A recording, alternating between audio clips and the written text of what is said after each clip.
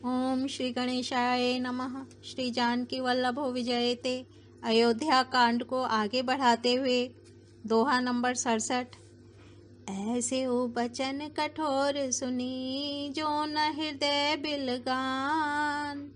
तो प्रभु विषम वियोग दुख, सही है पावर प्राण। सियापति राम जय जय राम।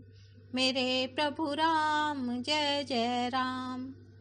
अर्थात ऐसे कठोर वचन सुनकर भी जब मेरा हृदय न फटा, तो हे प्रभु, मालूम होता है ये पामर प्राण आपके वियोग का भीषण दुख सहेंगे। ऐसा कहकर सीता जी बहुत ही व्याकुल हो गईं। वे वचन के वियोग को भी न संभाल सकीं। अर्थात शरीर से वियोग की बात तो अलग रही, वचन से भी वियोग की बात सुनकर वे अत्यंत विकल हो गईं। उनकी यह दशा देखकर श्री रघुनाथ जी ने अपने जी में जान लिया कि हठ पूर्वक इन्हें यहाँ रखने से ये प्राणों को न रखेंगी। तब कृपालु सूर्यकुल के स्वामी श्री रामचंद्र जी ने कहा कि सोच छोड़कर मेरे साथ वन को चलो। आज विषाद करने का अवसर नहीं है, तुरंत वन गमन की तैयारी करो। श्री रामचंद्र जी ने प्रिय वचन कहकर प्रियतमा सीता जी को समझाया। फिर माता के पैरों लगकर आशीर्वाद प्राप्त किया। माता ने कहा, बेटा जल्दी लौटकर प्रजा के दुख को मिटाना, और यह निठुर माता तुम्हें भूल न जाए। हे विधाता, क्या मेरी दशा भी फिर पलटेगी?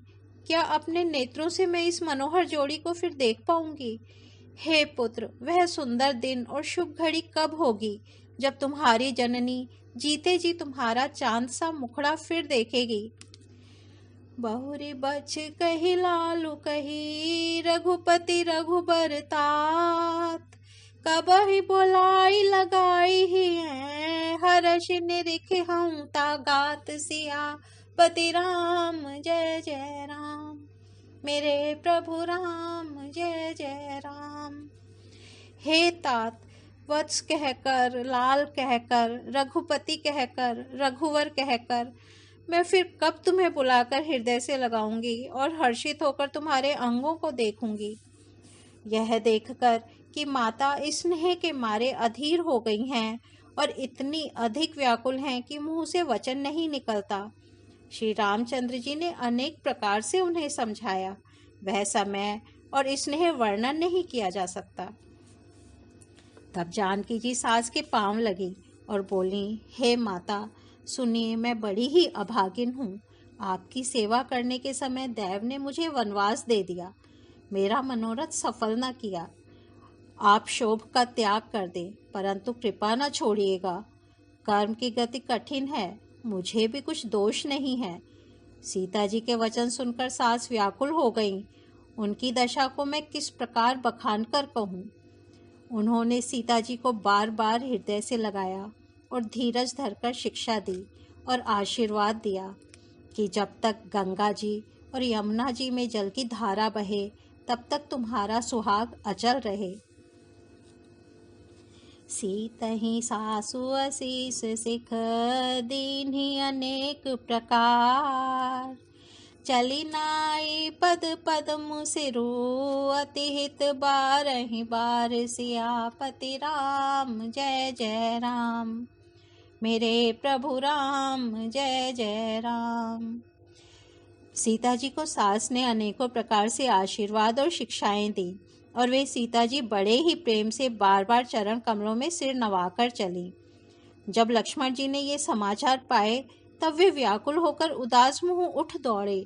शरीर कांप रहा है, रोमांच हो रहा है, नेत्र आंसुओं से भरे हैं। प्रेम से अत्यंत अधीर होकर उन्होंने श्री राम जी के चरण पकड़ लिए। वे कुछ कह नहीं सकते, खड़े खड़े देख रहे हैं। ऐसे दीन हो रहे हैं मानो जल से निकाले जाने पर मछली दीन हो रही हो। हृदय में यह सोच है कि हे विधाता, क्या होने वाला है? क्या हमारा सब सुख और पुण्य पूरा हो गया? मुझको श्री रघुनाथ जी क्या कहेंगे? घर पर रखेंगे या साथ ले चलेंगे? श्री रामचंद्र जी ने भाई लक्ष्मण को हाथ जोड़े और शरीर तथा घर सभी से नाता तोड़े हुए खड़े देखा। तब नीति में निपुण और शील, स्नेह, सरलता और सुख के समुद्र श्री रामचंद्र जी वचन बोले, हे तात, परिणाम में होने वाले आनंद को हृदय में समझकर तुम प्रेमवश अधीर मत हो। मातु पिता गुरु स्वामी सिख, सिर धरि करहि सुभाए। लहे लाभु तिन्ह जन्म कर, न तरु जन्म जग जाए। सियापति राम जय जय राम, मेरे प्रभु राम जय जय राम। जो लोग माता पिता गुरु और स्वामी की शिक्षा को स्वाभाविक ही सिर चढ़ाकर उसका पालन करते हैं, उन्होंने ही जन्म लेने का लाभ पाया है, नहीं तो जगत में जन्म व्यर्थ ही है। हे भाई, हृदय में ऐसा जानकर मेरी सीख सुनो और माता पिता के चरणों की सेवा करो। भरत और शत्रुघ्न घर पर नहीं हैं, महाराज वृद्ध हैं और उनके मन में मेरा दुख है। इस अवस्था में मैं तुमको साथ लेकर वन जाऊं तो अयोध्या सभी प्रकार से अनाथ हो जाएगी। गुरु पिता माता प्रजा और परिवार सभी पर दुख का दुख सहा भार आ पड़ेगा। अतः तुम यहीं रहो और सबका संतोष करते रहो, नहीं तो हे तात बड़ा दोष होगा। जिसके राज्य में प्यारी प्रजा दुखी रहती है, वह राजा अवश्य ही नरक का अधिकारी होता है।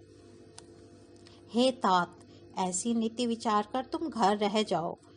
यह सुनते ही लक्ष्मण जी बहुत ही व्याकुल हो गए। इन शीतल वचनों से वे कैसे सूख गए, जैसे पाले के स्पर्श से कमल सूख जाता है।